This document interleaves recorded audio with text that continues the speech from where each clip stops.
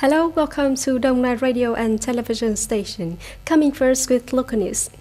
Comrade Thái Bảo, Vice Chairman of Dong Nai Provincial People's Committee, leaders of Vĩnh Cửu District and relatives of young people who passed the military service in 2021 yesterday attended the handover ceremony. This year, Vĩnh Cửu District was assigned the quota of recruiting 205 citizens to join the army to 3 units to receive troops, including Infantry Division 5, Military Region 5, Dong Nai Regiment, Military Command of Dong Nai Province, and 180th Guards Battalion, Military Region 7. At the end of the ceremony, the leaders of the province and district gave gifts to each rookie during the delivery. In a solemn atmosphere mixed with emotion, the recruits of Vĩnh Cửu District temporarily bid farewell to their relatives to enlist in the army, fulfill the sacred obligations to the fatherland. The government has recently issued a decree regulating the sanctioning of an administrative violation of livestock production, which specifies the fine level for violation of the regulations on livestock waste treatment.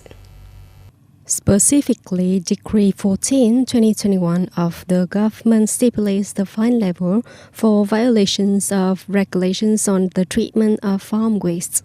Accordingly, violations of regulations on the treatment of solid waste of organic origin are fined with the following penalties: from 1 to 3 million VND for small-scale farm husbandry, from 3 to 5 million VND for medium farms, from 5 to 7 million VND for large-scale farms.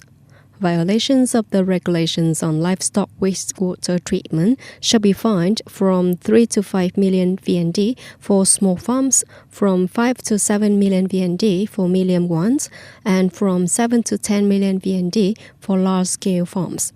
Acts of violating the regulations on the treatment of waste gas from livestock breeding will be fined like the penalty for livestock water treatment.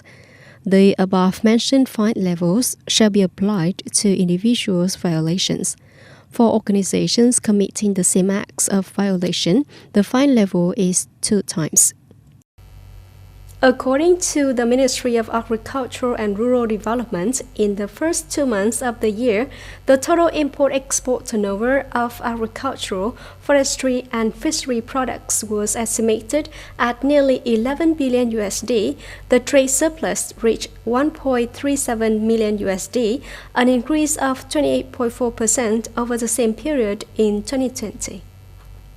The items exported to the U.S. with higher export value compared to the same period last year include rubber, tea, cashew nuts, vegetables, and forest products. Regarding the export market, in the first 2 months of the year, the U.S. continued to be the largest market share with an export turnover of over 2 billion USD, an increase of 57.3% over the same period and accounting for more than 33% of the market share, followed by China, ASEAN, EU, Japan, and Korea.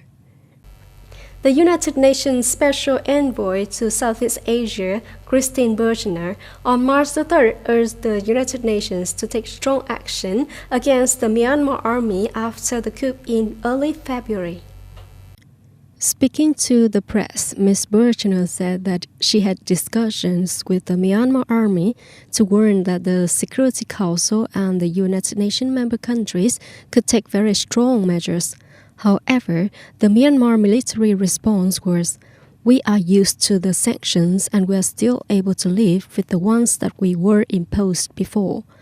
Ms. Bergener called March 3rd as a date, the bloodiest since the coup occurred in Myanmar, with 38 people killed, bringing the total number of people killed in protests to more than 50.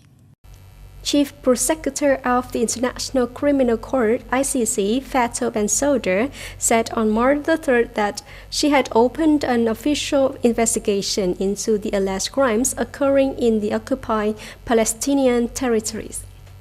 In a statement, Ms. Bensouda confirmed the ICC prosecutor's office had begun an investigation into the situation in Palestine. The Palestinian Authority welcomed the ICC's decision, hailing it as a necessary and urgent move on crimes committed in the Palestinian territories. The Hamas Islamic movement also welcomed the ICC's decision while defending its actions. Meanwhile, Israeli Prime Minister Benjamin Netanyahu condemned the ICC's decision and vowed to take action to cancel this decision. That's all for the news today. Thank you for joining us and goodbye.